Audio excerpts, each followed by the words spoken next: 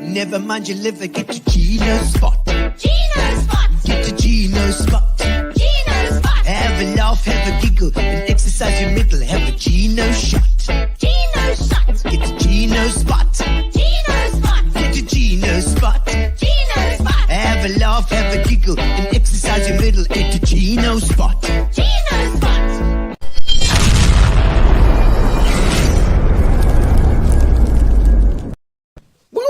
Ladies and gentlemen, welcome to Gino Spot on Thursday. Thursday is our new regular night, indeed. Tuesdays and Thursdays at 6:30, and of course we rebroadcast the Thursday show on Saturdays. So make sure that you click on the YouTube Gino Spot. It's YouTube.com/Gino Spot, and then you can click on subscribe. Ding, ding, the little bell, and then you can get known. You can get notified of all the shows that are coming up as well, and also you can look at all the past shows too, which have been fantastic. There's like 200 million shows that we have done tonight. No, not so many, but close, Brian Wilkinson, welcome on board tonight on Thursday, and thank you to our sponsors as well, Fitch and Leeds and Spa. Always we thank our sponsors because they've been bloody marvelous over this time, and we've had such a line of amazing guests. And tonight we've got Paul Wolff. We're going to be talking about the Ironman, and we're going to find out a bit about Paul Wolff and see if we can dig out some information that could be interesting to everybody, and also tell us a little bit about his personality as well. I sense that he's a bit OCD. All right, ladies and gentlemen, and of course, the I was just had a look at the news today. I was just looking, and PE, now known as Gqeberha, is apparently searched for.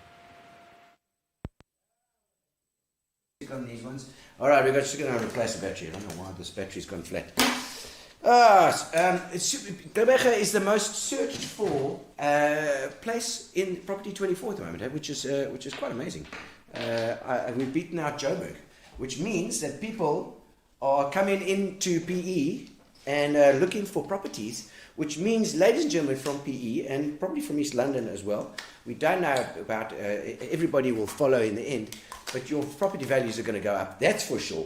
I know that it's going to be the case. And I think this is also going to. Oh, there we go. We're right. Or we cashed out with this one. I don't know. I'm not so trusting the batteries now. All of a sudden, right? There we go. Camilla, Herman to Blanche. How's it, Herman to Blanche? Lekker to have you. Good evening, he says. And Camilla Ellis as well. Lovely to have you on. Also, yeah, tonight to this evening. Consider this evening because it's not tonight yet because it's not, the sun hasn't gone down, but the valley looks just beautiful. The sun is coming across and shining on Tim Fraser's house right at the corner. Oh man. So ladies and gentlemen, welcome to Gino Spot. Let me know where you're watching from and what you're drinking, because I've got myself a little gin and tonic here. Indeed, and in fact it's a gin and dry lemon with a bit of something else in it to make it pink. I don't know why it's colored, but it's lekker. It's very nice. So let me sing a little song for you, and I think Ronald Minnar is here as well. So early in the morning. Well done for waking up again at this time of morning in New Zealand. We've got a couple of people from all over the world watching, which is fantastic. I love it. So that you can get a little bit of a taste of home. A little taste of home, indeed. Oh, I've got a bit of rock and roll music. Any old time you use it. Michael Clements there, taking pictures of the beachfront. He says it's hump day today. I think it's hump day every day for you. Think it's hump day everybody. And Ronald Minnar's here. He says good morning. Seems a bit strange over here, but the world's that big. There also Ironman's there. I got the rock and roll music. Any old time you choose it. And Alan Carter's music. How's a good evening from the UK? That's right, everybody around the world. The internet makes that fun. Makes it possible for us. And then Wendy Thompson's there. Good evening from the South End. Brian Wilkinson. Gino, you are an Iron Man. I don't really think that's a good way to describe me, because I'm not running that far. Brendan Kelly's there. Home for a change. Whiskey in hand. Yes, your wife's there with you. And every time you go away, come over to stay. All right. Oh, Brendan Kelly, I'm glad you're home with your wife. Michelle must be missing you again. You know, always traveling. Thelma Bardenhorst. Hello, Thelma from Durban, drinking Pepsi Max. Oh, dear, you'll have to switch over to Fitch and Leeds, please, because, you know, Pepsi's very out of fashion. It's very uncool to drink Pepsi. You know, it's very cool to drink Fitch and Leeds. It's just the fashion, the way fashion works. And yeah, it's fun. That's fantastic to see people all over the globe. Ronald wakes up every morning in New Zealand at 5 o'clock to 5:30 to watch us. And then he heads off to work. And absolutely marvelous. Marvelous. I love that. It'll start your day in New Zealand. Thank you to Fat Cats for providing some food for us. They come around on Tuesdays and give us food. And if there's leftovers left, we can eat it on a Thursday. But we ate it all. We finished eating it. And then also, of course, we're punting tonight. We're punting as well. Thanks, Keith Clark. He's got a bit of punters here. We're punting here on Gino Spot as per always. I see we got a bit of Gazbarov too, a little bit of vodka, you know. And I see that the guys are getting ginned up or vodka'd up there in the Ukraine, ready to go. Let's have a little bit of a message from our Fitch and Lead sponsor before we get our amazing guest on, Mr. Paul Wolff. All right, let's hit it. Fitch and Leeds, you've got to mix it, that'll fix you on the table. Fitch and Leeds, the bespoke mixer for the discerning individual. All right, we're just getting the mics sorted out here. Welcome, Paul Wolff. Cheers, thank you. All right, I'm going to put this down there because I think we're okay with the mics here over here. And let's hope I don't run out of batteries too much here. It's getting a bit flat. Yeah, I went a bit flat. I don't know. I took the wrong batteries. I think I took the flat ones. But cheers to you and welcome on the show. Thanks for the invite. It's a pleasure. I've been after you for a while. You know, every race that I've seen, or every I saw you at the nurses race a little while ago. I remember and had a chat, and I've been wanting to get you. Yes, your daughter won. Yeah, but she was very embarrassed when I knew all the songs you were singing. Oh, I was really? singing with you and dancing. She was very embarrassed. No, cool. Dads for dads, it's not cool. No, not cool. Dad to dance. But you obviously you are an incredible athlete yourself. I know that because we met at Achilles. Achilles is the 10th Avenue club at the golf club. If anybody wants to have a nice little run, if on Tuesdays and Thursdays. Thursdays. If you're not watching Gino Spot, you can go beforehand and just have a quick run. To get back in. Because I haven't been able to go because I'm doing the shows on Tuesday and Thursday. But a lovely club, and there are quite a few around out. I mean, the Charlotte guys seem to be really popular. I don't know what the biggest club in PE is. I think it's changed. To be honest with you, it used to be a PE club. But yeah, okay. Clubs, for some strange reason, just don't seem to be doing as well as they used to in our younger days. Yeah, okay. They seem to be Yeah. on a downward trend for sad reasons, but yeah. And I mean, it's talking about. I mean, you're obviously very involved with Ironman, but which is the cycling, the running, and the swimming. Yeah. But the cycling seems to really have taken off over the last 10 years, for sure. But I don't know, probably even before that. Yeah, to be honest, when I grew up running, there were a lot more runners. It's an aging sport now. It's not a sexy sport at the moment for some reason. Yeah, the running. Yeah. So you're not getting all the youngsters coming through. Yeah. When I was running competitive at UPE in those days, we had a huge squad of middle distance runners. You just don't get that anymore, which is very sad. What's the designation prestige. for short distance, obviously, middle distance thing? What is it? 850, no. Okay. Track. 850 up to 3,000. Okay. So that was middle distance. Is that middle distance? Okay. And there were 20 of us running very, very competitively in those days, and I was probably at the tail end. Yeah. I mean, a guy by the name of Cliffy Miller, phenomenal 800 meter runner. I mean, the Volkswagen Prestige we used to have at the UP athletics track. Yes. You just couldn't get in. It was this huge event. Zit You just don't get atletiek. that. Atletiek. Daai was groot, ja. Baie Spiesgoeie en groot. daai shoot goed. Ja. Yes, sir. Hoërskool Framesby was always the one I remember. Whenever we went to the Oval, you do your sports day at school. Yeah. And you'd gooi the spiesgoeie and you'd win because nobody else had ever done it. And the triple jump. Yeah, there's it, the triple jump. No, but then you go to the Oval and you come against Hoërskool Framesby and then they show you what's what. Yeah, so you were talking about the cycling. So the mountain biking is taken over virtually from the soccer. From golf. All the... look at all the... In the old days, business was done on a golf course. Yes. Now business is done on a mountain bike. If you look at it, there's all these multi-stage events. You don't get them in the rest of the world like we do in South Africa. Yeah. And then you get all the old Springboks. Yeah. Rugby players that are riding these crazy mountain bike races. Okay. And they're actually doing very well. I mean, Joel Stransky will clean up his age group every single time he's in a race. Who was the guy that fell off? Was it Joel that fell off his bike and scraped his... It was an epic or something. An epic, yeah. But he had a Moorish accident. Yeah. Hey, do you know what I think he got clubbed properly. You know what happened there? I don't think that's a tough race. He came off properly. Put himself in hospital. I don't think he's been tackled that hard in rugby. He took himself out. This is what it's a conundrum for me because it seems like the middle-aged oaks now are getting on their bikes and they're going for a riding and I just think to myself, holy crap! I rode bicycle at school and I was, but to ride down these trails here, even in the valley here. It's quite hectic. No, it's dangerous. I mean, a lot of guys have hurt themselves badly. Yeah. But I mean, we'll come to my history later, but I looked after EP Rugby for a few years, and I used to chase those EP Rugby players around the field, and I'd take them for runs, especially in all season, and they would all bitch at me having to run. In those days, you'd take the old army 2.4 kilometer, and I used to make them run that. No, they will come and start doing Ironmans. I said, you bloody Bliksums. You minded me when I made you do this at fitness, now you're doing 10 times the distance for fun. And you've been paid, and you still minded me having to do this training.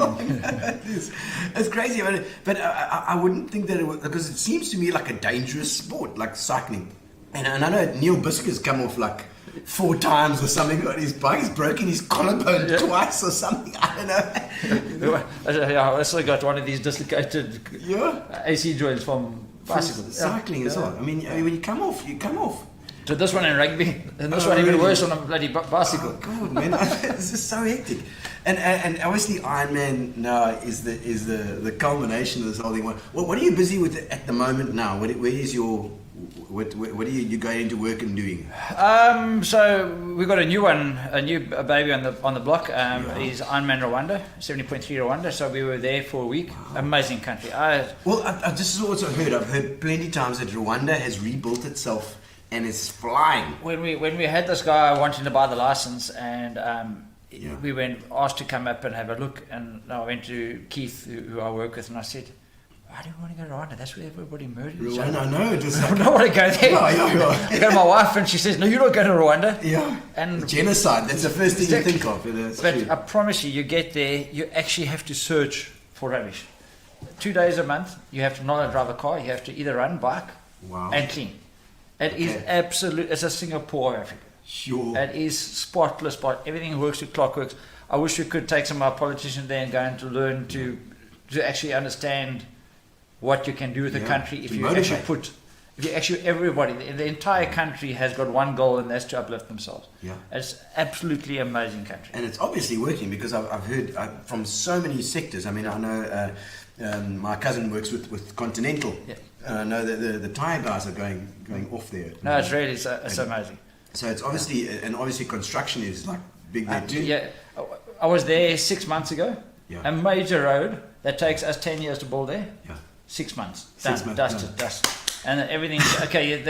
They only got really major linking roads, and then the ones are dirt after that. But those roads that are done are immaculate. Yeah. And the old Donny is on the side of the road with her little broom, Yeah. and she's sweeping with a grass broom her little area, and she's weeding the area. Everything is cut and manicured, and so they have their areas that they are doing so proud of their country and where they're going. That's fantastic. Gives And you hope for Africa. it is, and for PE in particular, I was just saying, I just spotted just before I went on the show that PE is now outstripping everywhere else in the country as far as people searching for property and people looking to move down here for lifestyle. Yeah. And I mean, particularly with COVID, obviously, it's given it an extra boost. And I mean, if we to do the same thing, you motivate everybody, it's going to happen. But it is a matter of education from the poorest of the poor. Yeah.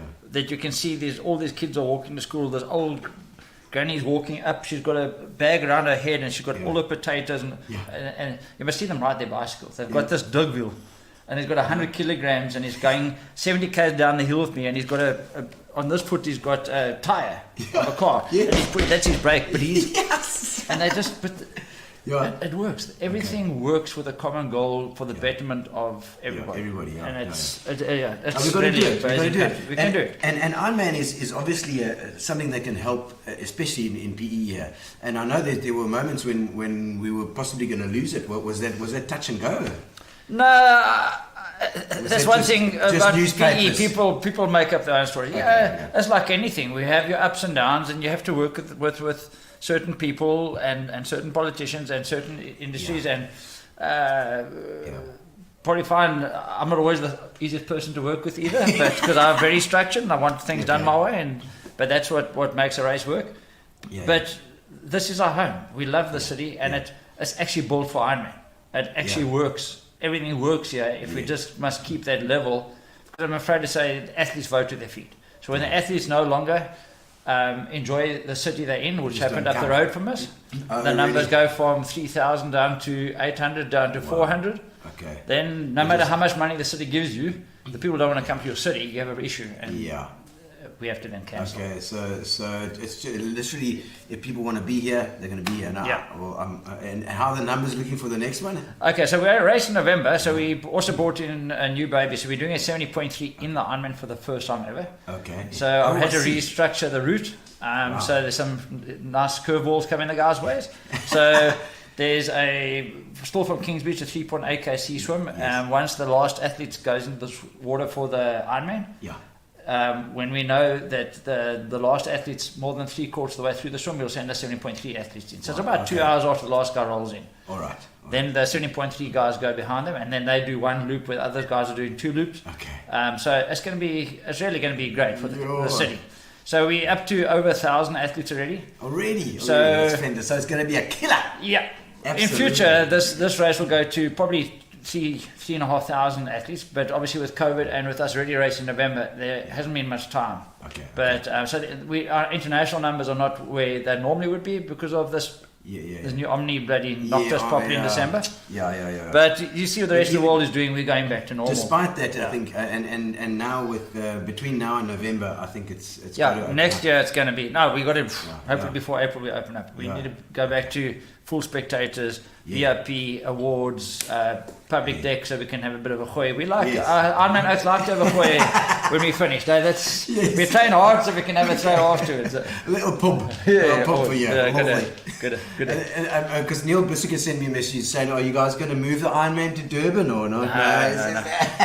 No. He says you'll refuse. Oh no! I love Durban, but no. I'm an Eastern Cape boy. born and bred, lived here my whole life. I ain't going anywhere. There's it. I mean, Once you're in East Cape, you're in East Cape. Even though they emigrate to New Zealand, they still come back here to talk to us. Ronald's my man. He's there. Let's have a look at some of the comments while we're here now. I see there's a couple of Brian Wilkinson. The amount of organisation that goes into Ironman is unbelievable. Had the pleasure of the Boardwalk team to sit with Paul and Keith in the early days. Wow. And they brought the greatest event ever to hit our shores.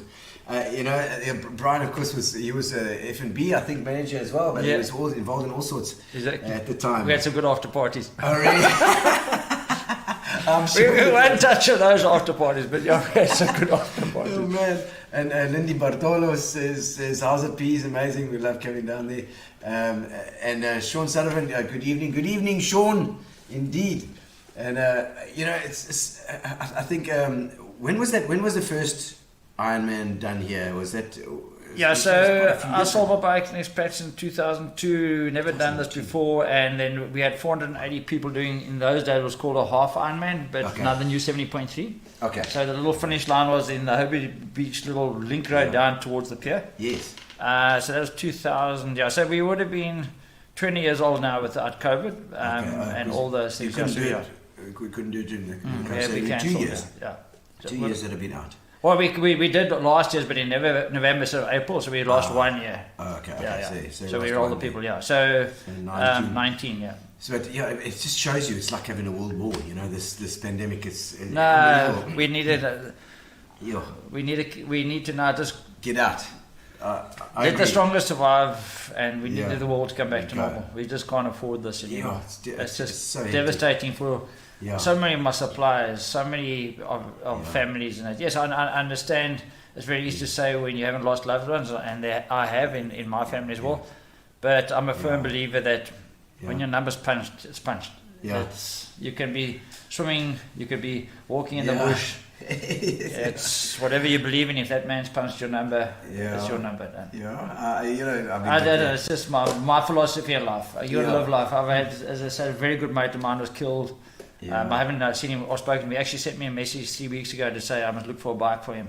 Training for Ironman, and a Porsche Kern hit him from behind. I saw that in the news. Yeah, as well. So I mean, 2 years ago, 52, prime of his life, and so that's why we've got to get out there and live our lives, man. It can happen to anybody. Anything can happen at any time. But I think that's what COVID has taught a lot of people is. We need to get out there and live. We do, absolutely. And also your connections with your family and your connections, that sort of thing. I mean, it must have been a hell of a shock for you guys as well. I mean, for the musos, it was just like no work. So everybody's working around in a bit of a dwell. We were just very lucky. We were part of this very big corporate that saved us in South Africa, specifically in the Middle East, because all the European countries were put in furlough, and the government paid their 80%. So we all dropped our salaries. Not like government where you get paid 100% of your salary and you still do no work. But that's still the government. But so that's what you can say made a big difference in our company was that in the European and a lot of the American companies, they were all on furlough and got 80% of the money from the government, so which then saved the industry on our side.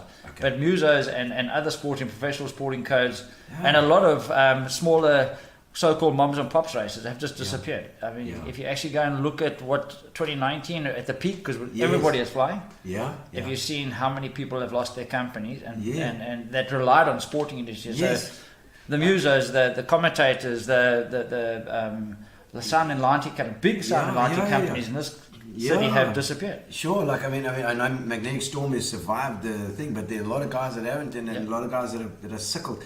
And people like Mike Zoetmulder suffered such a lot, but he's kept going, somehow. He's also reinvented, so now he's a timer as well. So Mike's coming to help time at Ironman. Excellent.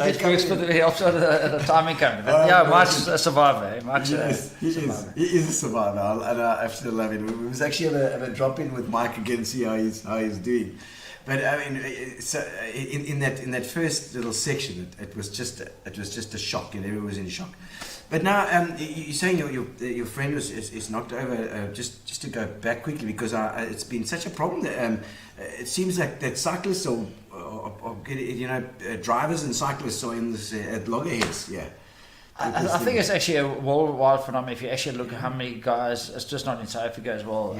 Okay, so cars are getting faster and faster, and I'm afraid to say people's regard for each other has also seems to have taken a slip. And then a little bit of this stuff also doesn't help when you're driving a car in a supercar that goes as fast. And doesn't help. I mean, we're talking about Rwanda. They've got a speed limit of 60 k's on all the roads. Really? On highway, 150 So you're gonna k's. fly if you want to go somewhere else. I was coming down the course. I went through 2 speed steps on my bicycle. I said that it was a flashing when I was going fast. On your bike. Oh shit. On my tripod, coming back trying to make up on that because it's a kilo of a course. It's the first one. I had to redesign it. So you have to go ahead and sort the course out. Part of operations. Because you're operational director. That's right. Director of operations for Ironman. So I said the first time, I'll just give Mike from Red Cherry a bit of thing. Mike uses his bloody mountain bike course, but he sets him on his motorbike until we have to ride the damn things, and then we're swearing at him that we did a race in Transkei last year, and he only joined one day, and we said, now you know why, you bugger, because you didn't have your motorbike. But joking aside, so I set the course in a car. Okay. And I took my bike this time, and I quickly... After 22 k's taking me at 14.5 k's an hour for 22 k's, I said, okay, this is not going to work. So you had to restructure the course the next day. So you do make it a little easier. So at the time, as best you can in the conditions. That is just mountains there. It's 1,300 start. Yeah, and then it's just clouds. Okay. So it's going to be. But I mean, also there's a little bit of political game in these races. I mean, if you're organising a particular running, to get a flat course is quite lekker. So everybody gets their good time. So then they're more encouraged to come back next year. Is that a thing? Yeah, no, for sure it is. I mean, worldwide, you will see the flatter, easier races are slightly more popular. But I mean, that's the one thing about Ironman. It is probably one of the hardest single-day events in the world, and there are certain cut-offs. But if you really make it too difficult, people got to fit this into their lifestyle. They're just not going to come back. They'll come do it once, twice. So it is a balancing act. Trying to find that right act. It's slightly balanced. We've got to balance everything. Yeah. I mean, I love my running. I try and run all the time, and I'm gonna drill you for some information on how I should be eating and stuff later. We'll talk about that. But so don't do what I do. At the moment, though, you guys are obviously busy with this Rwanda story. How many races are you guys involved in around the country? So any other places? For Ironman South Africa now we're talking about. So Ironman South Africa we're obviously doing. Was Ironman Africa now?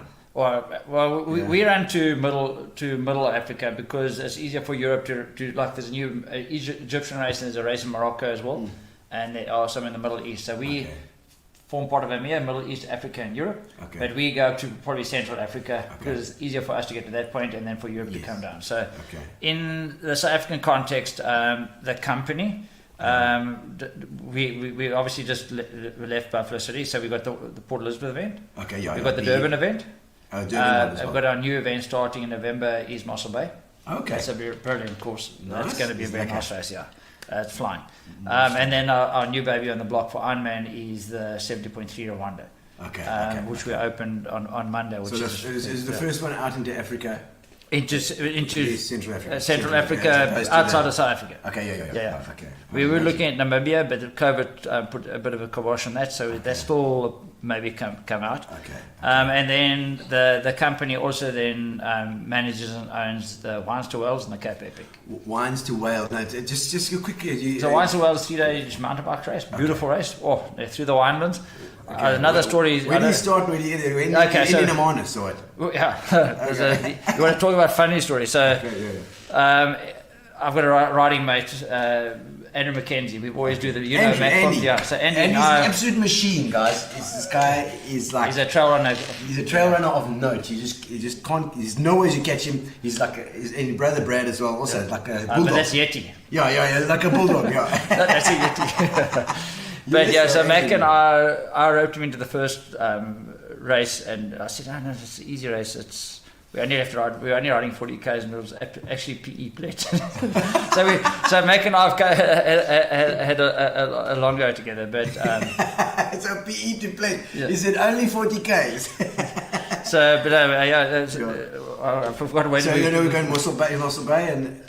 So we were on Wines to Wild. Wines to Wild. We actually did that this year. Okay. But I had knee operations and COVID last year with a few other things. We didn't get to do much training, and this was a transferred race from April last year. Okay. So we both sitting at Bocadillo's having breakfast, and I said to Mac, "Oh man, we'll be fine. It's all downhill." So Abel says he's walked into the conversation, and he says, you guys realise they've reversed the route this year. You're riding from Hermanus up the mountain." No. So we were just about to book our accommodation to start the race at the finish. I mean, at the start, because we thought it was at Hermanus. We went to book it at Hermanus. That's what we thought we were finishing. So we swapped everything out. And we actually died. Mac, sorry, but I had to push Mac up all the hills. Really? Because he suffered. He first day in the medical tent, second day we pushed, third day we pushed. But yeah. Well, there's a problem with the Mackenzies that they like to collapse in the finish line. They collapse, and I mean, Brad has done how many comrades, man, and he's like, and he's always flipping, throwing up, and. I did a trail race with him. 3-day stage race trail race. Oh my word! And same thing. We were running along the final day on the beach. And he was seeing dead birds. There were dead birds. He was absolutely broken and then you have to take him to the finish line. You have to walk him in circles because he wants to collapse. Yeah. You have to walk him. So that's a Mackenzie problem, eh? Yes, don't be a Mackenzie. Well, it's like it's like a pit bull. They just their mind won't give up. Yeah. So their body they just go and go, and they're so strong as well. They just go and go until they collapse. Yeah, exactly. Brad Mackenzie, you nut. Oh no! And so so that, and then the Cape Epic, the big baby. So it finishes there in Hermanus, and it's got the whales and the thing, and you have a little dops. But I see you finishing the way around. Yeah, so now I finished at Lawrence Estate. So Lawrence Estate. That's where they started that, and then they finish at Hermanus. Now they start at Hermanus. Yeah, so they're alternating years. Oh right, nice. And then our big baby, obviously, is like the World Championship of mountain biking, which you have to. They were trying to make it like Kona, so you'll eventually have to qualify to Cape Epic. Yes. Get a slot throughout the world, like Kona, Hawaii, which is the World Championships of Ironman. Yeah. You have to win a start in your age group to get there. They'll always have the pros in that, but I'm talking about the average Joe. So you won't just be able to enter the race as it goes. So we got a new one. There's one in the Swiss Epic. Okay. We have one down in New Zealand. Okay. One in Australia, but there's new races starting all over the world that form part of the Epic Series. Epic Series, okay, wow! So it's become a whole thing, and is that also part of Ironman? Yes, so Ironman, the company owns all these races. Gee whiz! So we're also going. So the Epic started in South Africa, though. Yeah. So we bought that we've now exported. We bought it 4 years ago. Wow. So the holding company bought that, and they're now doing that. We started to do the same thing with trail running. Okay. So trail running will also have qualifying starts to be able to go to the. Where are you going to? What's this other 100 miler? You're going to grab that thing? What's it called? So Washi. No, that's a road. That's a road. We stay away from the road. We need the proper trails. Okay. I mean, what are the major trail runs? What are the most popular trail runs at the moment? I mean, I know the smaller ones that we do. Yeah, so this is called Ultra Trail. So the Ultra Trail series is now being launched. So it was actually launched today. So if you go and do the Google, you'll see there's a whole series of new races, and some of those races. They're all like mega distance, or? Yeah. So it's up to 100 miler. 160 k's. So it's 100 miler trail race. 160 k's. Yeah. This is like a Stephen Lancaster. So it's varying from 60 up to 160 k's. Yeah. Yeah. Okay. So it's also a single day going through the night to the next day. Because the Epic is also like a multi-day. Yeah, that's thing. 8 days. So 8 days. 8 days of riding. How many k's a day? It varies every year. They change the courses, but there's proper climbing. It's not like a little run in the mill. Okay, geez, like over 2,000 meters of climbing per 80, 100 k's. Yeah. Rapperoonie. Yeah. No, that's the proper. That's not a easy. You don't go and hack a epic. You can't. No, You can't. no. It's just a couple of things here. Let's see if we've got a couple of comments. Yeah. The only crap thing here is that the speed limit is 50. It's in New Zealand. Yeah. And the highway's 100. But as far as cyclists goes, the roads and sidewalks, which are quite wide, the cyclist track painted. So, they're very nice. Look at how nice the New Zealanders are. They are very correct all the time. Pedestrians and cyclists are very well respected, and they're almost. It's almost like they have the right of way. Yeah, Do not dare stop for a pedestrian at a zebra crossing. So I was running in Germany once. So I was running like we do in South Africa against the traffic. The people stop their cars. You can't run this side. You need to run that side with the traffic. Oh, really? And New Zealand is exactly the same same. thing. Yeah, you don't go do that. You. Yeah. When people are cycling on roads, they're supposed to be stopping at stop streets and robots. Or do they have the right of way? We've nearly resulted in many accidents. Well, I think they should try and. No, you've got to obey the traffic rules. And that's where when you go to Europe, the right of way, as in a normal road, is for a cyclist. You'd never bump a cyclist there. Yeah. That's sacrilege. Yeah. But those guys never break the rules, and that is a big problem in South Africa. Yeah. We have these big bunches, and the guys go just crazy. go through there. But I'm Ironman. Ironman, you're not allowed to ride in a bunch. You actually have to be spread out. So when you Ironman athletes don't ride in bunches, so it's not us. Okay. So is that the Ironman? You have to have 10 meters between each bike in the race. You're not allowed to be on each other's wheels. That's called drafting, and you get a penalty. 2 of those, and you get disqualified. Well, so you're not allowed to draft. If you get caught drafting, it's a far? 3-minute penalty. 10 meters. 10 meters between you. So you have to be 10 meters. So they have to be like that. Yeah. And So it's not us. No, It's it's a not cyclist. them. It's those cyclists. It's a cyclist buggers. What do not they the call it? A triathletes. peloton? Peloton, yeah. Peloton or something. Oh, gee whiz. They can be a little bit irritating, yes, but when you're in one, then They're it's lovely. quite fun. So you just say, Camilla, you need to go and ride in. You're going to ride with them. Join them. If you can't beat them, join them. And I just say like the amount of people that are riding bikes and getting bikes is phenomenal. I mean, there's bike shops around that are actually selling a lot of bikes. Well, the biggest problem at the moment is there's a shortage of bikes. Really? So you cannot buy new bikes. You cannot get parts and you cannot get spares. So the price of bikes, not because of rand dollar, which is bad, but it's just there is nothing available because of COVID. Well, all the factories shut down. So you can make a fortune. Got a Western Flyer somewhere in the garage. I was having a look. Or you actually get a lot for those if you look after it. If you look after it's a collector's item, you'll get money. Yeah? No, I don't know. Mine was welded a few times, I think, Because of character. And so the Cape Epic is also an amazing race, and there's, like I said, 8 days. And you've have you limited it yet to the amount of people that can be in, or is it still COVID? Yeah. So you can only obviously get a certain number of teams onto the thing, and it's all through private farms, which is you wouldn't be able to go and ride most of those routes outside of doing an epic, which is brilliant. So that's part of operations. Yeah, luckily it doesn't fall under me. Not you. No. Hello, Stefan. Kan ek 'n bietjie wyn drink asseblief? Ek kan jou 'n bietjie bottel brandewyn bring as jy net maar hek oop gaan laat. No, that's a separate. We've got a Cape Town-based team that runs the mountain bikes. Okay, because I mean this and as far as Ironman goes, I mean is there there must be like a huge process to do this thing. I mean you just think of traffic and the most irritating thing is when somebody doesn't know me or doesn't know what you actually do says, well, what do you do for the rest of the year? One day, come and work with our suppliers and our I'm sure you start straight away. I mean, it's literally. We've actually have a holiday after the Ironman and then start. I wish. In the old days, we only raced one race. Yeah. Now we've got so many built up, and they build up through the season. Yes. So it's not like Europe where they have snow. Okay. So that's why we have Durban in June. So that used to be a holiday. Now that's a winter race. Yeah. Especially the day afterwards, we already start debriefing all our suppliers, all the people. If you're looking at, there's at least 5,000 people involved in the function of the race in race week. And those are from like suppliers. Staff, basically. We don't know.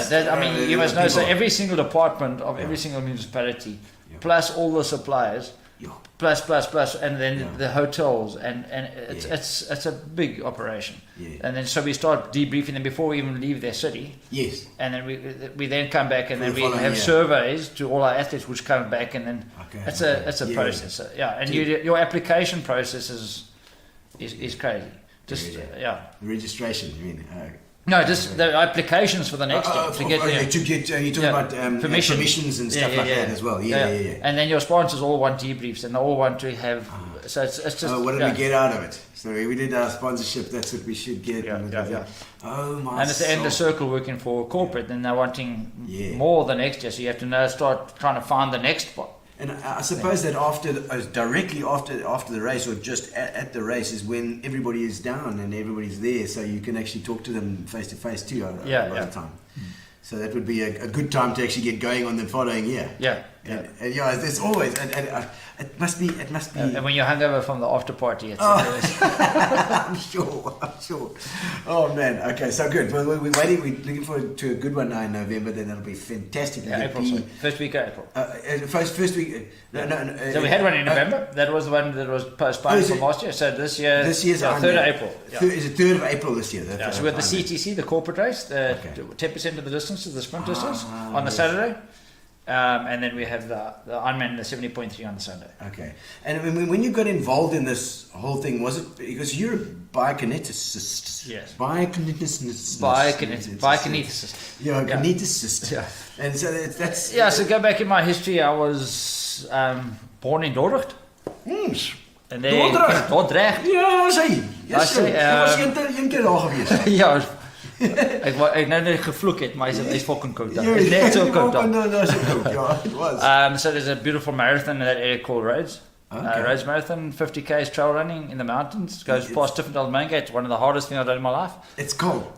But at minus 15 at the start. Took my kids the first time, my wife, they were still this big. Yeah. She's never ever been back. When the shit house couldn't bloody flush the next morning, she couldn't bath the babies, and the babies were screaming. She's never been back. I've been back a few times. Max always goes and runs it. Anyway. Okay. So daughter to Queenstown, went to Queen's Junior School, left that, went to Stutterheim. Okay. My dad worked for BKB, so he was a sheep and wool officer, so we moved. Okay. From Stutterheim, I went back to boarding school to Queen's College. So you're Queen's... Some old Queenian boy. So Queenian. Old Queenian. Nice. Komani. Is it Komani? Komani now, yeah. Komani is there used to be a hospital that really? The people that weren't mental hospital. So went back to boarding school there. Went to Technicon to engineering. I don't know why I thought I could hate that. Did my 2 years in the army as a good man. Learned a lot about myself, and then I didn't even know what biokinetics was. So coming back to the biokinetic story. So went to study teaching, didn't know what the hell to do. Phys ed and geography were my majors. Did that as an undergraduate degree, found biokinetics, and actually loved it. So I was the first private practice in PE for 8 years. Looked after EP rugby from my second last year university through until Alistair Coetzee reign. I worked with Chris Wiley, all the guys. It was a brilliant experience. And then had sold my practice. Well, I ran competitively, so I paid my university by being a runner. Saying you've always obviously been a sportsman, like those Queen's borders were hectic. Out of the 600, we are still a bunch of Maddox. We're all together. But what year did you matriculate? 86. 86. Okay. So I was stupid enough to give up running. So my dad played number 7 for Queens. Okay. When he was young. As a skunk, so 6, my skunk master played 7 for Queens. Yeah. So 7 and 8, I already had my colours for cross country and athletics. Wow. Okay. And I decided no. I've always wanted to play this stupid game called rugby. So I gave up the bloody running, which was stupid because it probably did more harm than good. And within 2 years, I played 7 for first team. Sure. Okay. Queens. Got my colours in rugby, and then managed to stuff my liver up just as I left school.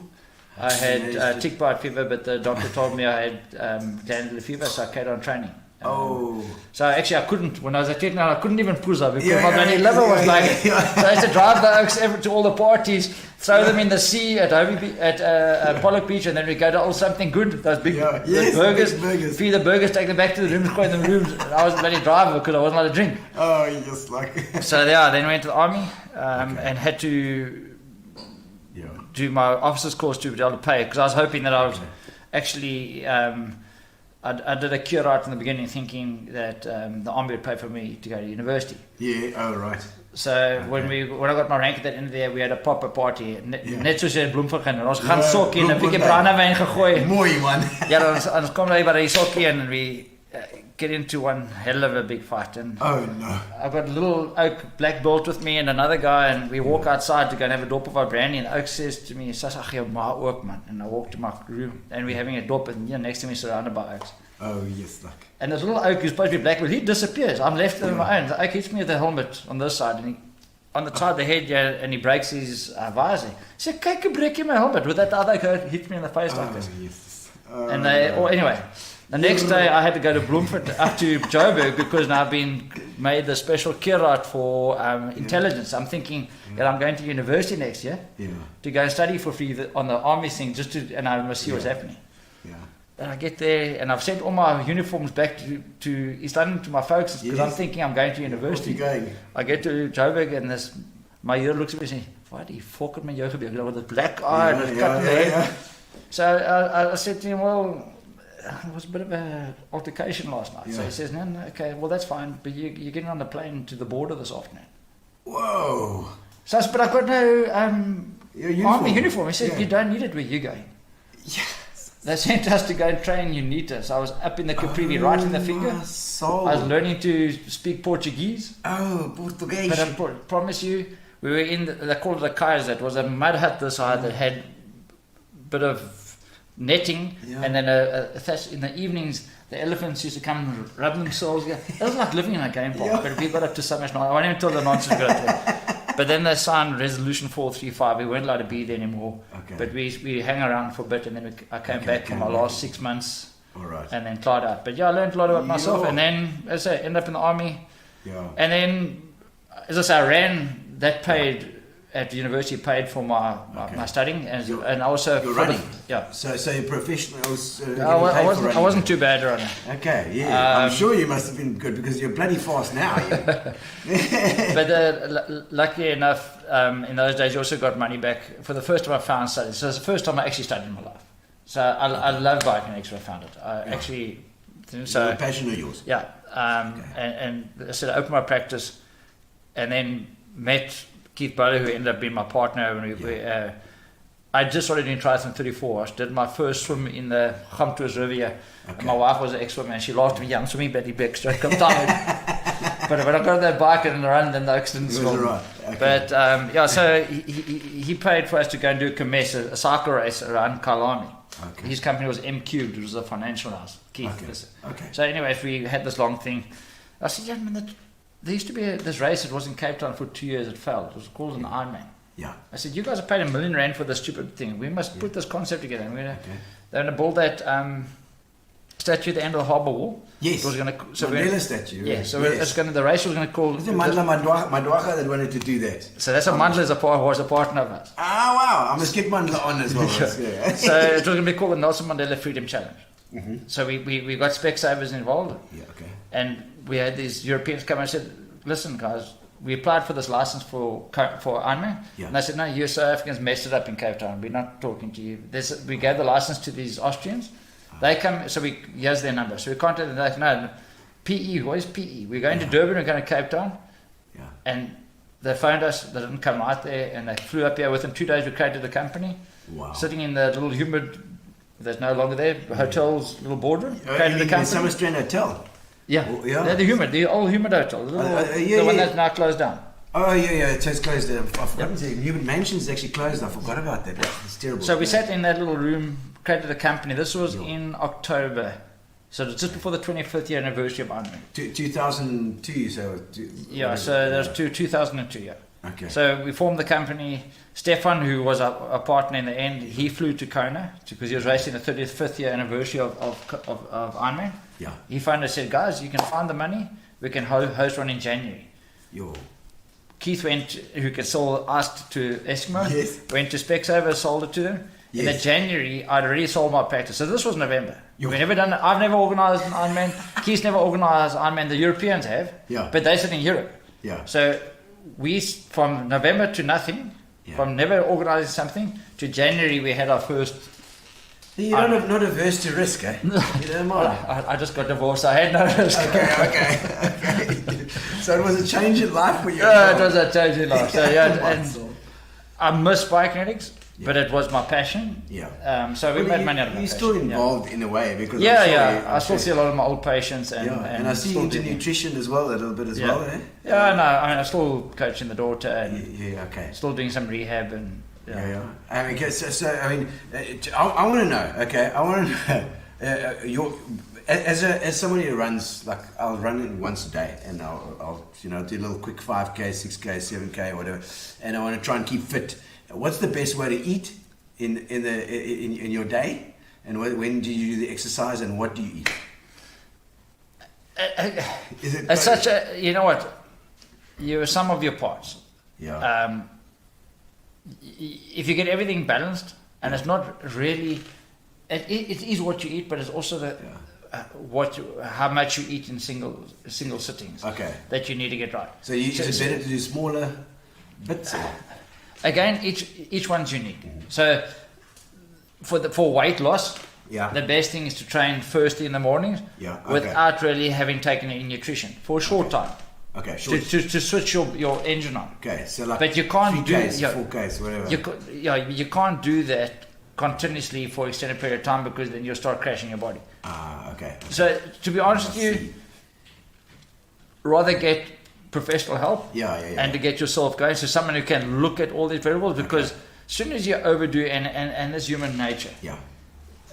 the amazing body is amazing. Thank you. No, it is. But you can change a body very, very quickly. Yeah. But you can break it down just as fast. So the first 6 to 8 weeks, your engine is the inner part, the blood, the heart, and everything. It adapts very quickly. But your structure takes 6 to 8 months. Yeah. To adapt to what you do. Okay. So now your engine's flying and you're thinking, yes, now I can Yeah. really smash it. Yes. And you're going to break down 9 times out of 10 because you haven't let your structure get strong enough to do what you want to Okay. do. So the recovery is actually almost more important. It's taking the baby steps. Yeah. And what most people do is they've let themselves go to pot for 10 years, but they want to get themselves right in 10 months. Yes, of course. Of course. Quick fix. Yeah. It's a lot easier to get somebody who's going to monitor everything Yeah. and to get it structured. So Okay. is there something wrong with being banting? 100% Yeah. not. Yeah. If you're predisposed to that. diabetes and you can sustain that way of eating. And what most people do make the mistake is that they're eating too much protein, Yeah. because it's a lot easier to get in. It's protein and fats, right? And then you start getting all the other issues. So Yeah.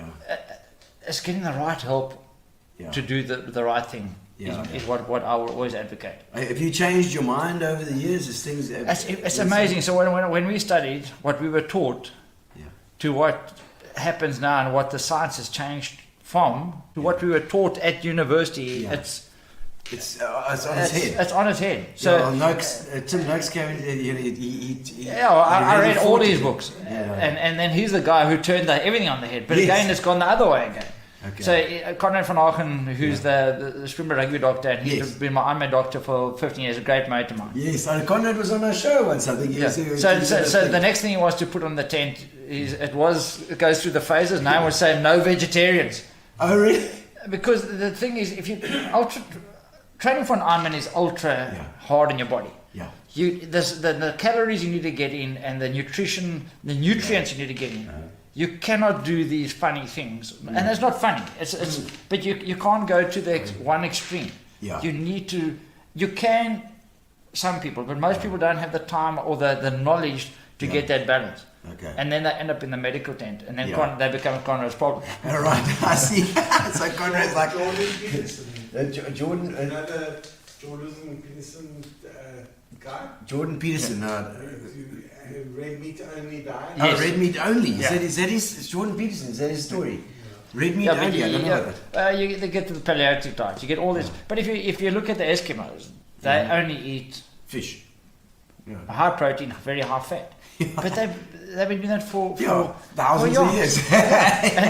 and they can be slightly more plump because it's flipping cold there. But you can't do that as an Ironman athlete. Yeah. So that's Different strokes. Strokes for horses. Yeah. So it's a matter of balance, and Yeah. what's right for you is not right for me. Yeah. We've got to work into your lifestyle. Because I always think, like, should I be eating just before I go for a run? Should I eat afterwards? Should I eat, what's that? Afterwards is the most important because you're depleting what you've burnt there, and you need to replace, especially if you're training for a multiple sport. Yeah. So your recovery is part of eating. Okay. So if you're not replenishing what you've burnt in that session, and you want to train again that day or the next morning, you've actually depleted your carbohydrate or your blood glucose stores. Yes. And it becomes a depletion all the way through to even to your liver level, Geez, okay. and all the way down to your. So you've got to replenish. You've got to replenish after you've done something. And again, if you're starting off and you're slightly overweight, it's a different story because your body can sustain it. But if you as a very thin petite woman, it becomes a problem. Yeah. Because then you don't have those stores to sustain it. Okay. So it can end up with liver damage or something. Or anything. It can be anything. Yeah. All right, I'm gonna hit some of these getting to know you questions. I don't know if we've got any. This is my nervous part. But we're gonna get to know you as a person before we say goodbye for sure. Getting to know you, getting to know all about you. I like to have those little things coming in, makes more interesting the show. Yeah, especially this ugly mug. Oh man. Okay, so I think I know the answer to this, but are you a systematic kind of person, or are you just a kind of wing it sort of person? Put it this way, my wife met me as a patient as a bikinist, and she said I was one of the most patient oaks in the world. And a strange story, we've just been analysed at work to see what our makeup is, but we won't even go there. Right. But my first race, I tried the please and thank you, and I quickly learned, do it my way, it's the highway. Oh, really? So I'm afraid to say, because I've done that for almost 20 years now, I'm a very structured, very that is this way, and rules and structure, and that's what makes a race work. From every single day we have a set goal to get to, and there are rules to make a race work, and if anything gets delayed or anything gets changed, it's just a domino effect, and it just ruins everyone's experience. So I'm a very structured in my work environment. At my home environment, I think I'm a little bit more, ask my wife, a little bit more. Your place a mess. My wife always says, pick up your shit. You want to throw it there. No, I like that. It's my garage isn't. Where I work on my cars and that's everything. So have you got little places for your spanners and stuff? I rebuild cars just to keep saying. Oh, really? I started that probably about 5 years ago. But I watched YouTube videos and I've rebuilt a Jeep, a Suzuki Jimny. I'm busy on now. I did my other daughter's Foxy. Oh my word! I must speak to you. I've got a little project for you. It's a Heinkel bubble car, 3-wheeler. That we need to get. I'm not a professional at this. I've got a very good mate at plastics. 1956. So Craig does all my sets. I've got a 47 Jeep, 83 Porsche Targa, which I didn't do. Another guy. Targa. That's nice. So I had the guy in PE do that professionally. But then my daughter's 74 Beetle, and I've got an 82 82 SJ. Jiminy, that's what I'm doing. Jiminy, lovely. That's I love that this sort of project. But I just have all the time, and we've got this beautiful little bubble car that needs somebody to. See, I'm OCD, so I can't sit still. Okay. You just go. So but I mean, do you collect things? Because this sort of links up. Do you collect stuff or have like cars? Cars. No, well, I wish I could. I wish I had the disposable income for that. No, but I love old cars. I really love them. You don't have like collections of old shit at home? No. I actually found some old Matchbox cars when I was in the crew the other day, and I bought them and I put them with my. There we go. That's the thing. start of the whole. So cars, but there's something about cars, and I don't know if the guys, I mean, will be able to comment as well. That it seems to be playing with cars when you're younger. Those little cars, you're still attached to them. Yeah. You can go to look at 1,000 of these old cars. I wish that I could go back. If I could change one thing, all those little cars that I played with and collected in those days, Kept like them. some guys kept them, Yes. and I have them. I didn't. I didn't have the patience for that. No. They just went. They got given away to the next cousin or whoever it was. Exactly. You ever do Skyelectrics? That was awesome. Loved it. Yes, we had a Skyelectrics track and it was so cool. And also those cars that you had. If you remember, so I got 2 daughters. I even bought them a scale of I chicks. know, my sons too. Go. Oh no, Nicole Allen Hollis is such an icon. Love this. Thank you, Paul. Thank you, Nicole. And Keith Faree. Paul owes this man more than an incredible, structured, determined man with a plan. Yeah, but Keith's been a long time There's it. partner of ours. in this. Yes, Keith's Spur, been, eh? yes.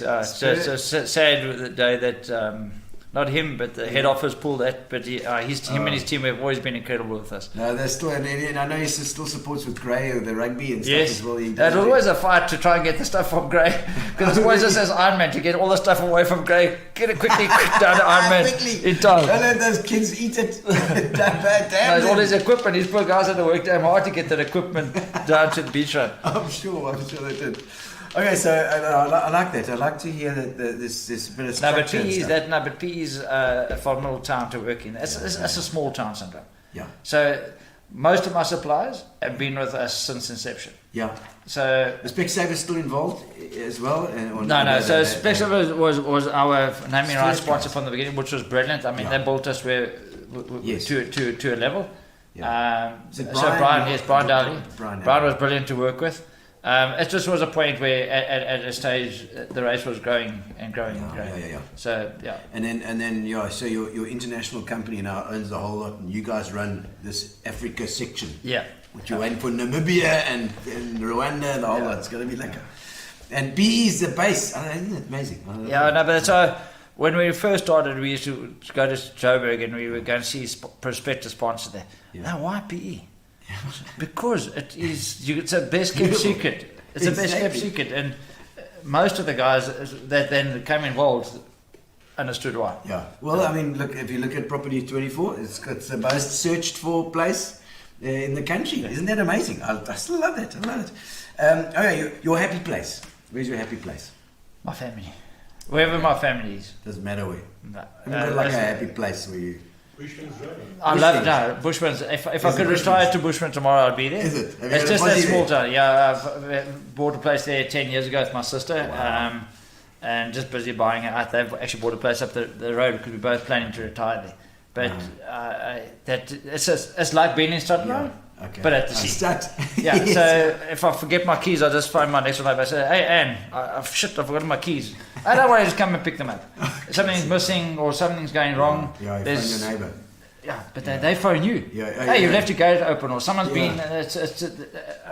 I love it. It's about Yeah. Bushman's is got it's beautiful there as well. That also the beachfront. Yeah.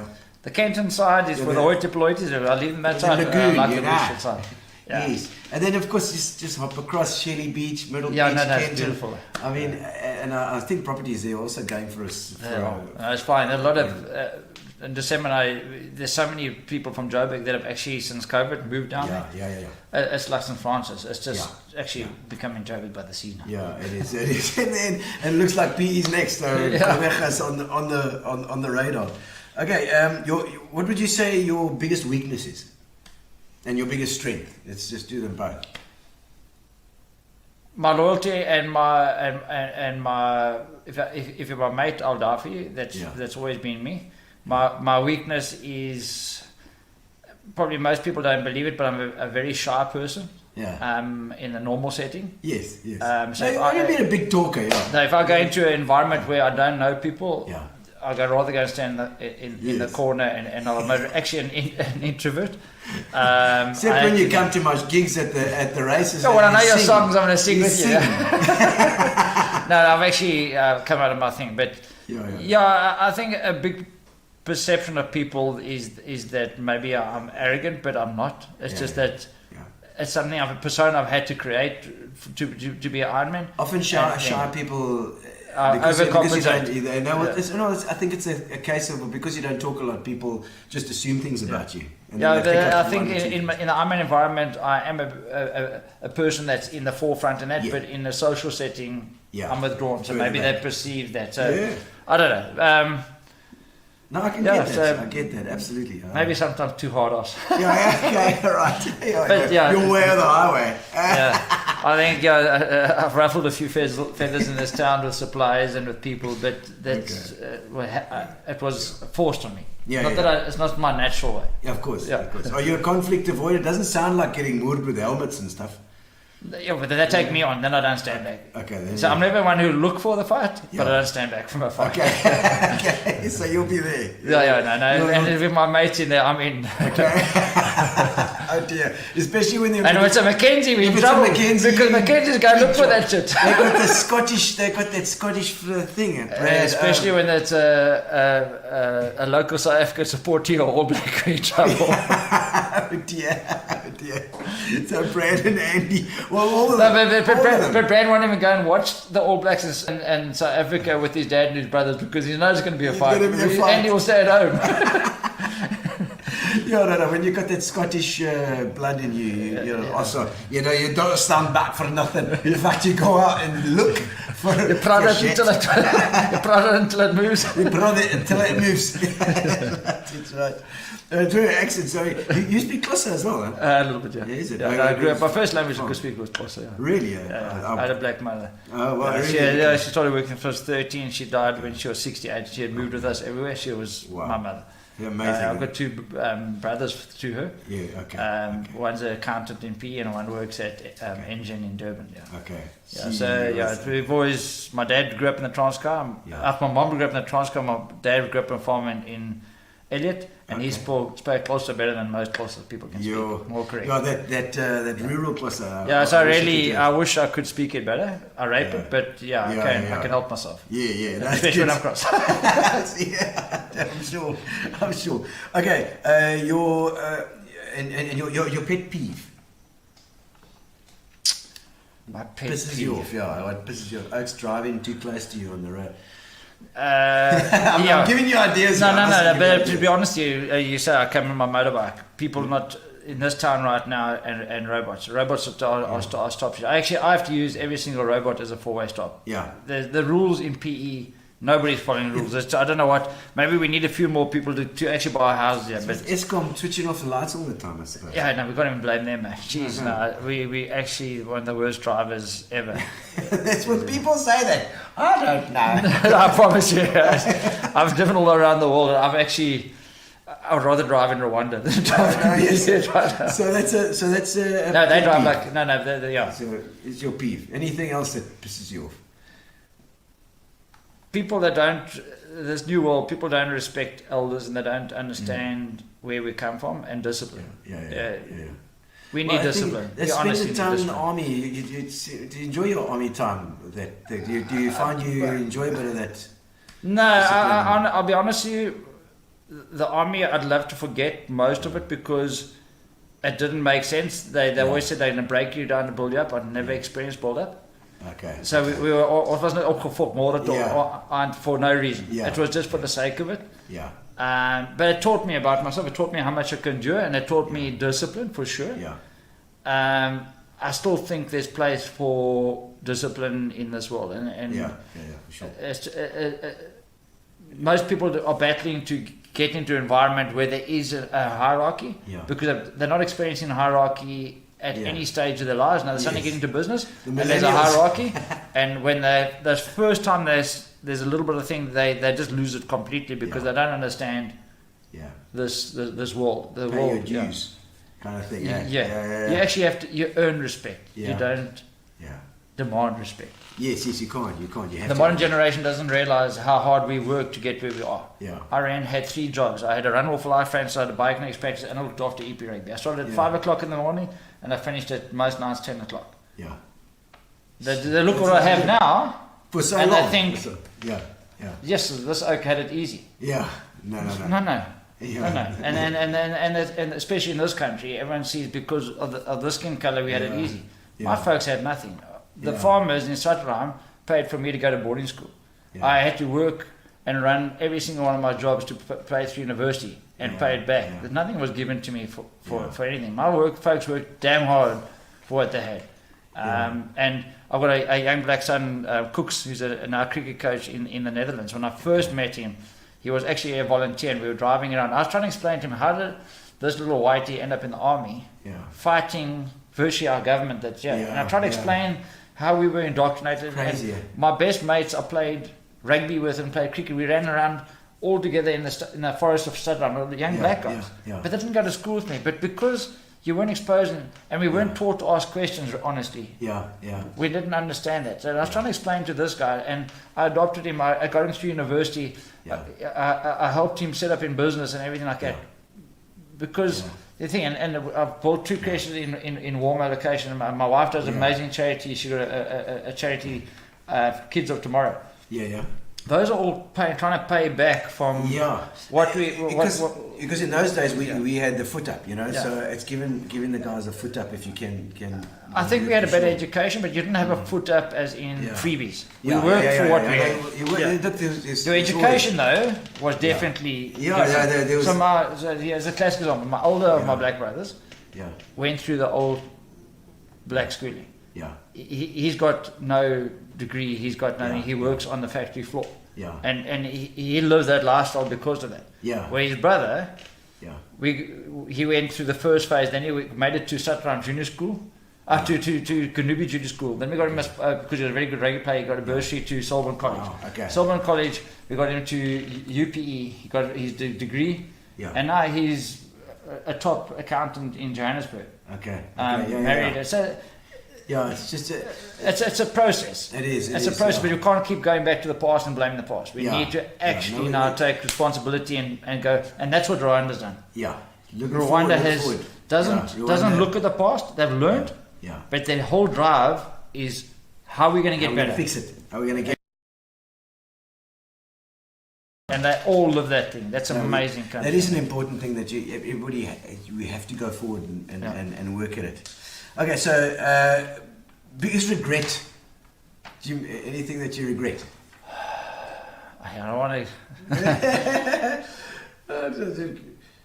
No idea.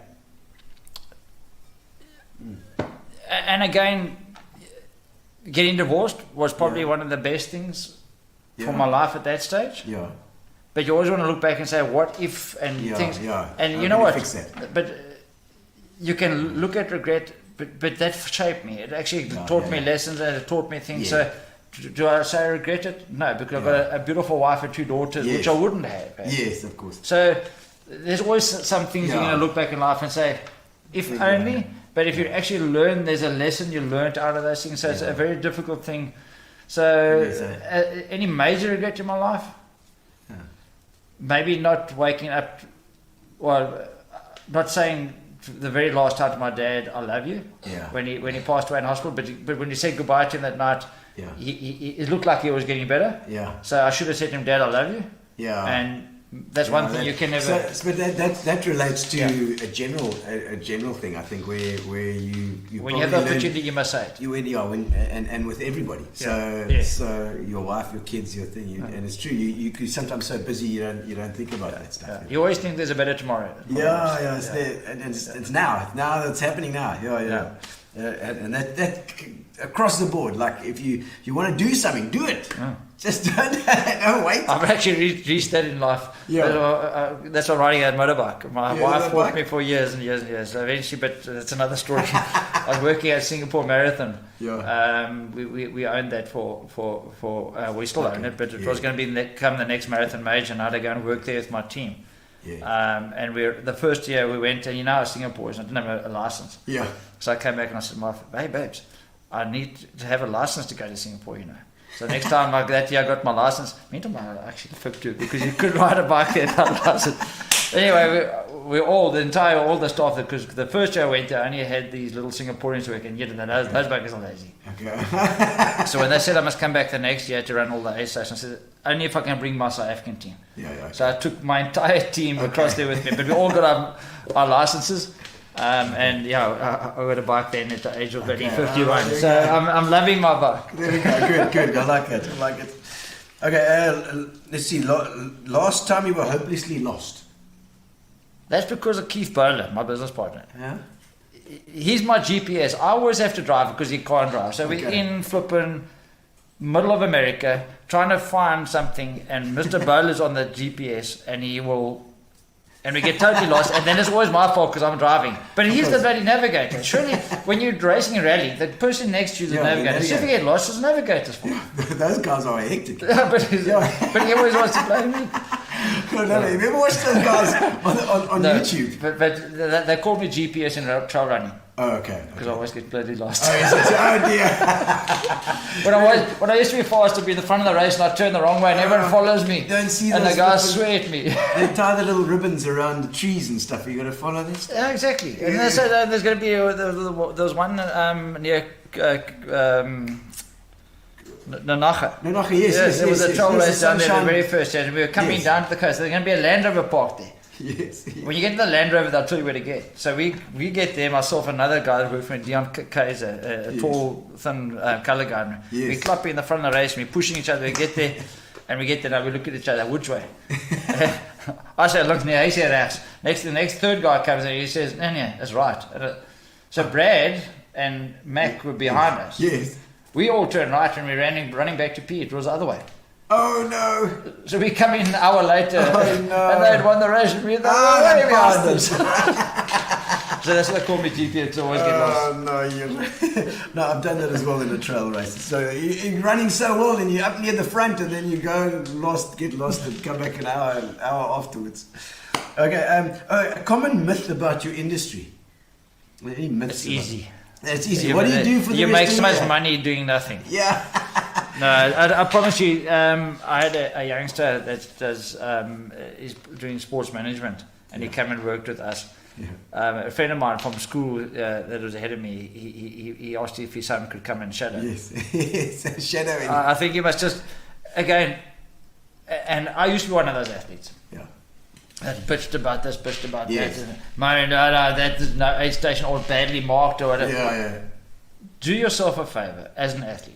Just go and work in Yeah. even a small event. Just go and see Go from speak the to some build-up. builder. From the build-up phase through to the breakdown phase, and see what those guys do. Getting up in the morning at Ironman, if we have more than 3 hours sleep a night for the entire week, that's a lot of sleep. Sure. You're up. Yeah. Getting phone calls throughout the night when that issue's happened. Someone's breaking in, they're stealing this, or you have no. There's some stories that you can hear. But You must actually tell us a story or two while you're about race morning. We start at 2:00, and we finish the next morning at 2:00. So you don't get any sleep, really. And then you get people that then at 10:00 on Sunday night, the oak starts looking at you because he wants to walk across the road, or he comes over that fence and he's now walking on the course. I won't be proud, but I've lost it that I've carried some people right over that fence and tossed him on the other side. Even a guy with his ice cream van, his ice pedal, picked that van over the fence, over the fence. Yeah, no, but I've got Jacques Moore from my security company. He's Okay. He's big guy. boys. Okay. He looks at a weight and that weight jumps. Okay. So when I'm really battling, I say, hey, Jacques, I need some help here. Some help. when they see this oak walking up the road, everyone starts saying, yes, boss. They start going. They start listening. Over you go. Yeah, but yeah, so Okay. It's a tough industry, Yeah, and yeah. most people don't realize how much work goes into it. No, hectic. And it's all year round. This is the thing.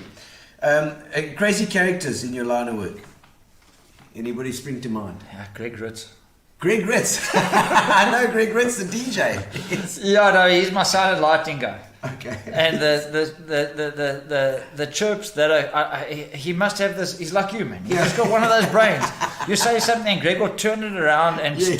put it upside down, and But he has us in stitches, and that's what makes it thing. So we used to have the 5150 in Bella. Yeah. And we used to have a bra every single day. It was like on a resort. The the warthogs are running around, but Greg is just on a roll. And the nonsense he gets up to. Yeah, no, he's naughty. No. But that oak pops a wheelie in the back bicycle, and he can ride it like a. Really? He used to beat Greg Min on downhills. He was a brilliant mountain biker. Really? So that big, because I know Greg is involved with the bikes, eh?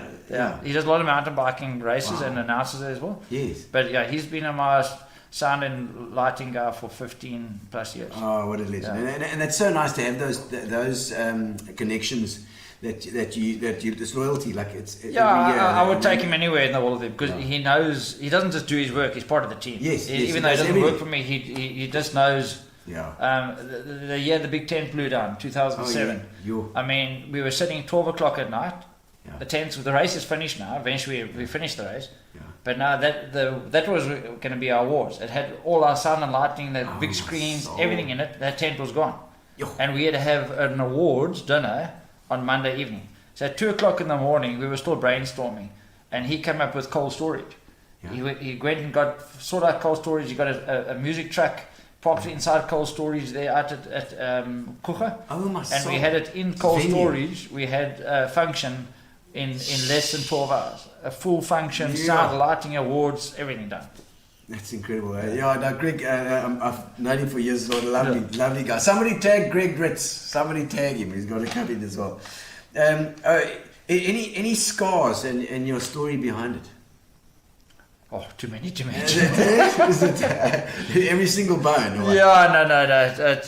When I first started doing mountain biking, I thought I could do belly bunny hop, and I broke a rib in the forest. I've done my ribs 5 times. I mean, the stupid one now was at Ironman. Now in November.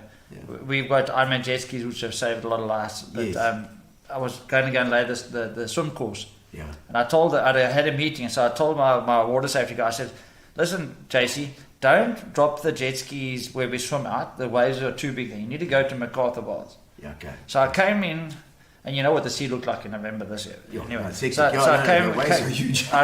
rushed up a meeting, got down, then he's dropped the damn jet skis there. Oh. So now you've got a 12 kilogram big grapple hook anchor with a 3 meter chain with ropes, and then a guided buoy. Now we have to go and drop all of these out in the course to mark the swim course. Okay, with the jet skis. So we lie them on the sled, and we hook it all together and go through the first wave, and we just make it out on the first one. Second time we come in, load it up, and as I go through, he gets knocked off, and next wave just smashed him in the chest. I do a Bola Makisi Blackwards, and I land on my back on that anchor on my ribs. So blood everywhere. Cracked ribs. So felt like cracks. Probably just bruised intercostals, but I'd done the thing. But to go through race week, trying to hold that thing. I was actually Ren Harrington, the physio, made a bit of money out of me trying to release my back this year from just trying to tense. I'll just do the job. I mean, you got to carry on. You can't stop. I mean, that's it. The show must go on. The show must go on. Exactly. Any stories about, because you're just talking about injuries and stuff on what is your biggest problem with the Ironman? I mean, is it the swim, the run, or the bikes? It's always the swim. If someone passes biking, someone passes running, it's never a hoo-ha. Okay. But when somebody passes in the water, then it's always that there's always wanted to be a negligence to this. Okay. But if you look at our water safety plan, we way overcompensate to the international standards. You can't control what happens in there. So I've been sued now for the 3rd time for a death in the water, and that's part of my job. Really? The one was a Pretoria guy, and then the wife said to me, he's from Pretoria, how can he be swimming in the sea? Why do you allow him to? I said, you entered a race in the sea, first of all, number 2, and you need to prepare for the race. You know you're swimming in the sea, but it's always an issue. So they're always deaths throughout the world, but you never really pick up as much as an issue. It's always in the. Is it heart attacks? Is it things?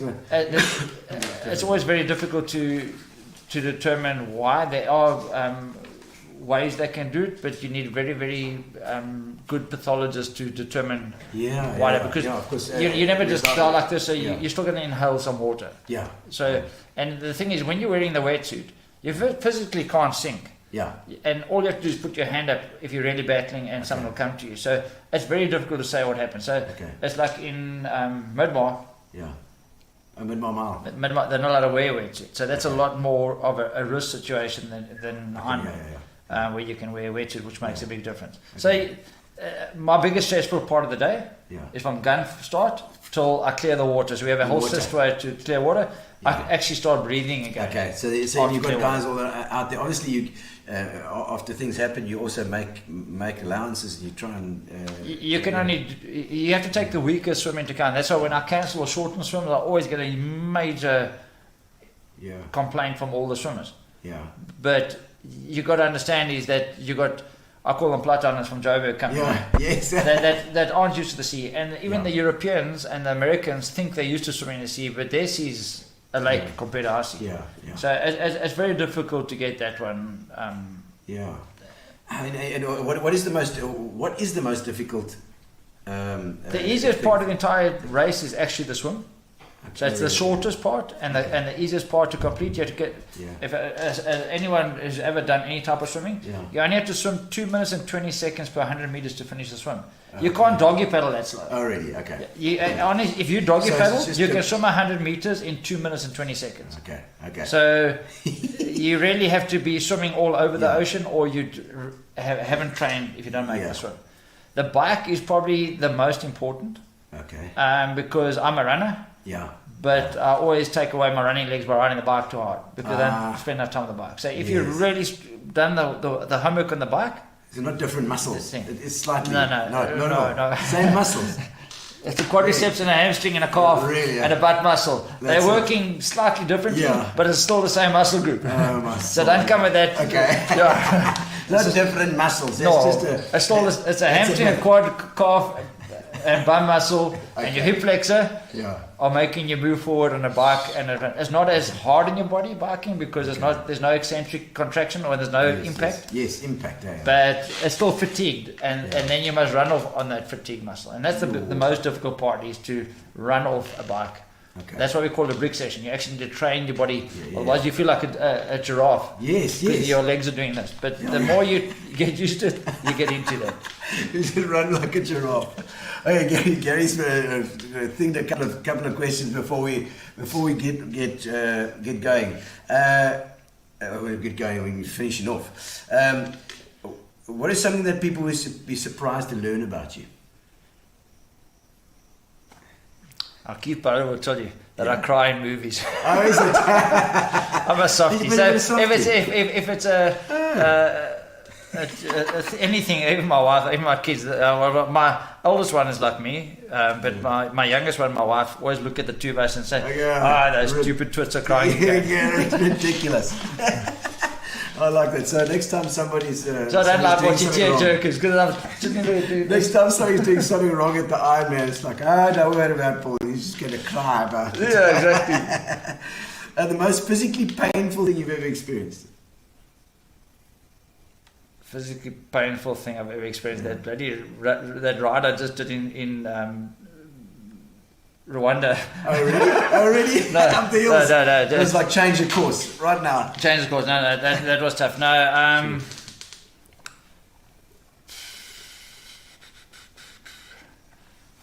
helmet to the head was not good. No, that's a thick bloody head. I'll probably say frostbite in the army. Oh, is it? Yeah. What is that? Is that like? They just make you go through the night just carrying stuff. Oh, and you have to carry your mates, and you're not allowed to leave any behind. It's just like 48 hours of just being rough. Yeah. Okay. She's like, okay.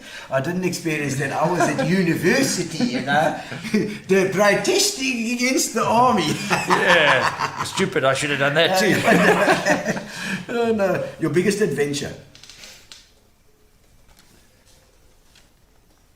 We're going to New Zealand for 6 weeks. I did the most crazy. I whitewater rafted. I luged. I bungee jumped. I reverse bungee jumped. I caved. So So losing is Yeah. like a Yeah. It's hectic. yeah. That's so quick. Yeah, so quick. I flew on a rocket around a wire. We jet boated. I jumped from a mountain with a parachute. How do you fly on a rocket? That's fly by wire. They've got to cross a gorge, Yeah. a wire. Yeah. You strap a jetpack on your back and you go. Jetpack. How's that? That's No, they're the most insane country on adventure stuff. And we did that for 6 weeks. So that was my top holiday. Yeah. They reckon that's still my best holiday I've ever had. I took my kids to Disney World because I always promised them I'd take them. Nah, that's nothing not, to do. Nothing. that's not my stuff. Okay. This, Jetpack with a wire. yeah, Okay. that was the best holiday I've The done. most nervous you've ever been. My first race briefing, because I hated standing in front of really? people and talking. My first one in Afrikaans. I used to do it in Afrikaans. Yes, sir. So eventually, the English guy stopped going to the English one and came to the Afrikaans one because I was talking army Afrikaans. And I was blossoming and I like that. Okay, so you're nervous of talking in public. No, and I studied to be a teacher. I couldn't even give my classes in front of a bloody camera. That's why I went to Grey. And And look at you now. In front of forced the to. camera on TV, on internet TV. Well, I must say, the first time I had to do live TV, I couldn't say phenomenal. I said fuck you. Phenomenal. Phenomenal. Keith will still all go to me. Classic. Oh no. When did you feel your biggest adrenaline rush?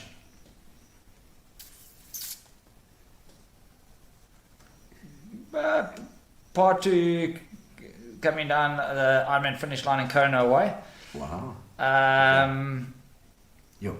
Yeah, probably jumping off that mountain with a parachute and a bungee jump. Yeah. So, Okay, yeah. bungee jump as well. Yeah. But Ironman kind of that because that's a That's a different experience. Just come down that carpet and be called an Ironman in Kona Hawaii at the World Championships. It's very It's like special. the top. And that is hot and humid. That's Really? tough. That is proper tough. Okay, Yeah. sure. Hawaii, baby. Are you scared of getting old? I'm not old. I'm not old. I'm not old. I'm scared to not be able to be active.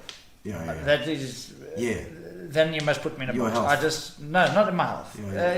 My health, you can make, not to be mobile, not to be able to do the things that makes me happy. My happy place, not just since my knee ops, I started surf skiing. I wish I started that years ago. That is probably one of the biggest kept secrets in this country. Waking up in the morning and you're paddling, and that sun's coming up, and the dolphins are swimming with you, and you're catching waves. What have you got? A carbonology or a? Who's the chap that does the carbonology? There are two of them. Is it good? Yeah, Okay. two. So I went for some lessons with Kay McNish. Oh yeah, but Kay saw me my first one, Yes, paddle shop. and she thought I could paddle it when she sold it to me. And I went to the end of the piano, like fall over. For 8 years, it was the most stupidest sport ever because I couldn't sit in that damn. Yeah. And then Andrew Mack got me into it. So he bought a plastic ski, and I said, "You bugger, why didn't you tell me?" He said, "There's a second one." So we both bought them. Okay. This was 4 years ago. Yeah. And because his mate he used to do it, and then his mate was blown out to sea and passed. So he didn't do it for a long time. Okay. So we started going together, and then we both bought boosts after the plastics. After 3 months of riding plastics, I could learn. Then I could, and then I Then loved you could it. ride your other one as well. No, I sold that thing you and I sold bought it. the boost. Yeah. Okay, 'cause So that was a fan. The boost is like one up from the Yeah, so the we got a boost is one. It's the intermediate. So we've got a boost low volume for a slightly lighter go. Okay. But I'm at the point now. I'm toying. So my wife's not Maybe listening. I'll buy your boost. Yeah, I'll it's see the how you thing. go. Yeah. Because I can stay up, I can go, but now you're saying I've got a learn boost how to double, so go- I love learn how taking to my see. kids. I think it is dangerous. You need to know your wins. I've been caught out. The one day it took me probably a good 35 minutes to only come 2Ks because I had a gale force west coming in, and that takes you straight out to the bay. At one stage, I was just going to turn tail and paddle towards Kucha.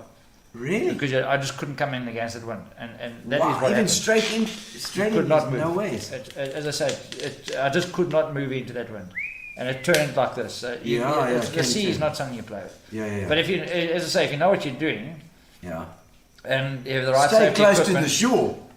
but it doesn't help you. I went to past flat rocks. Yeah. So you have to come around the point to come in. I was paddling into that Gulf Force Wester, and it's just if it fell off, your ski is gone. So that's the point. You must have your lash. Yeah. Okay. And then at least if you fall in, you get back in your ski, or you just turn tail and you go across with the wind across the bay. Yeah. What do you do in a situation like that? Hey, that's scary. Yeah. So that's the secret. Is also don't do it on your own. And also keep your cell phone with you. Yeah. That's what Kay said to me. Yeah. She said I must keep my cell phone in a plastic thing. And go, paddle with a mate. Yeah, that's it. The luckiest thing that's ever happened to you. Meeting my wife and getting my children. Yeah? Yeah. Your She first, was your second wife. Yeah, Yes. so thank you, Russell Hill, for referring to Russell me. Hill, there we go. You know, I've got this lady that's that we need. Well, there we go. So if you need ladies, off you go to Russell. Russell's a good matchmaker. Well, I think all the ladies like Russell too because he sorts out all their flippant issues. Biggest learning experience that you've ever had?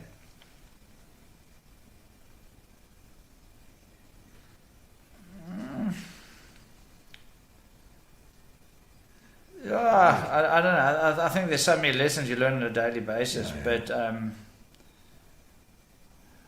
there's no one particular one. No, there's nothing that jumps out. Yeah.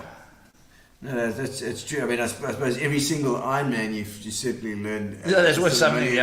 Things. Yeah. And okay. So how's your life different from what you imagined it would be? I never thought that I'd be making money out of sport. I mean, that was not something I ever thought of doing. I thought I'd be a competitor making a professional. Yes. Okay. But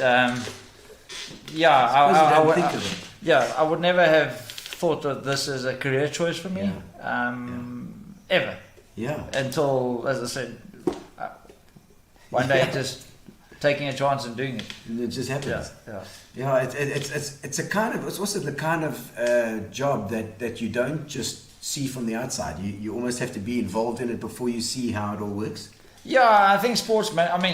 You normally would have gone and studied sports management at Technikon or university or something like that, and you would then get involved in soccer or in netball or in rugby or something like that. But that was never even on my radar. Yeah. And I think it's always good to have a degree. Yeah. But to open your, it gives you a grounding, or not a degree, it can be a diploma, anything. But don't box yourself into things. Look at opportunities and see. There's always something that you can. It's true. What you do, you've reinvented yourself. Exactly. I mean, you've always been a brilliant artist and a singer, but you've now taken all of that and come to this new world. And it's been incredible. I mean, and the things that lead on from that. Like you say, it's not just about the Ironman. There's all these other things that happen around it. That are amazing. Yeah, but it's just the community and the friends and the people that you meet and that's one thing I've loved about my life, is being able to make changes to people's lifestyles and their thing, and that's what this sport has been done. You've made positive impact on so many people's lives. Negative too, because you get these Ironman divorces where the guys that find these like young chickies or young oaks that all train together and they go coconuts, but that's in all sports. But but if you look at Ironman and Russell Hill, we've got two places now where you can meet your partner, meet your husband or meet your wife, future wife. But it's definitely a life-altering event. It can be all-consuming. Don't let it be that. Anyone that I still coach and help, I force them to have 2 weekends off a month, one with partial training and one family only, because it can become a very selfish sport. And that's one thing about Ironman, is normally the guy's good or the wife's good, is that they make the race part of it. So when I've never raced at home, I've only raced overseas, and then we try and spend 3 or 4 days in that country as a family. As a holiday and thing as well. My wife will tell you in race week I'm a bear with a sore head, because it's just grumpy. Focus. It's grumpy Paul, but after party and after that is the time. And so final question: anything that's gone completely wrong, or sort of most embarrassing moment, or moment when something's gone completely wrong, and then your proudest moment? Excluding kids. Yeah. No, my yeah. proudest moment is World Championships here in Port Elizabeth, putting Gqeberha on the map, yeah. and hosting the World Championship and having a brilliant race. We couldn't help the rain on the last day. Yeah. So I reckon that's probably my proudest moment. Yeah. The biggest thing is when you speak into the lady who runs the World Championship, and you don't realise that you haven't muted your Mike. and you let rip what you think. She hears you, and you have to then phone the next day. But it was something about my staff and my people, so I just lost it. And I went back to her and we chatted about it. And that was. Long story short, is when she flew out there, we actually were staying. We were hosting one of the game farms, and we drank a lot of red wine together. And we were so similar on our way of thinking, so we could. And that's me. Yeah. You and I could have the biggest fight now. I'm the guy. I'm gonna tell you what I think, and first you can have blows, but then tomorrow that's gone with me. You're my best mate. So probably one of the best mates ever at school, except we probably had a proper ding dong, but then after that we were in our place and we carried on. So I can't go to sleep with an angry feeling. Yes. I need to sort it out and go to bed. That's me. Yeah. Not my wife. My wife will sulk with me for days. Yes, okay. Are you a guy then that phones the guy as opposed to you phone I must and put talk. it to bed and finish it. No WhatsApp story. No. If there's one thing I could, everyone knows me. Yeah. Short WhatsApp. Do not send me Don't. You want to talk to me? You phone me. You do not WhatsApp me. Yes. So, I WhatsApped a few times because short replies. I realised. I'm realising that. I don't. I honestly, you're lucky I even saw your message, because I'll look at that in the evening if I have time. Yeah. If you need me, you phone me. Okay, so no, with Paul, you need to phone him. But also it results from the fact that your job is so busy at the time. I think that you also need to go do things, get it sorted and done. No, but I'm old style. So honestly, there's one thing in my life that I wish was never invented, was a cell phone. Yeah. I like my time and I like my downtime, but this thing, you never ever have that. It's in your face. And I see the nonsense it causes with kids and what they can do on this thing. Oh man, It's we would have killed each other with this thing. We would have chopped each other up with a bloody phone. Oh, Paul, and I'm so stoked with Ironman and what it's doing for this city. It's amazing. PE's ultimate conference. We're going places in this place. Gqeberha's going to happen.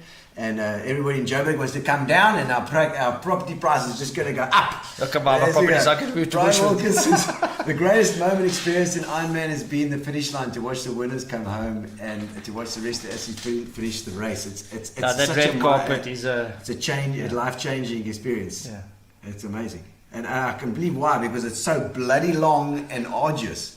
Bulelo says, remember that year when the tent blew? I was working with Greg at Platinum. Oh, wow. Yeah. Cheese suck. And the first Ironman we've flown to, we've flown the PA on a crane, yes. On the finish line. We saw, and so it's hard work, eh? Bulelo saying the hard work in those things. That's right, Bulelo, paying your dues there with Greg.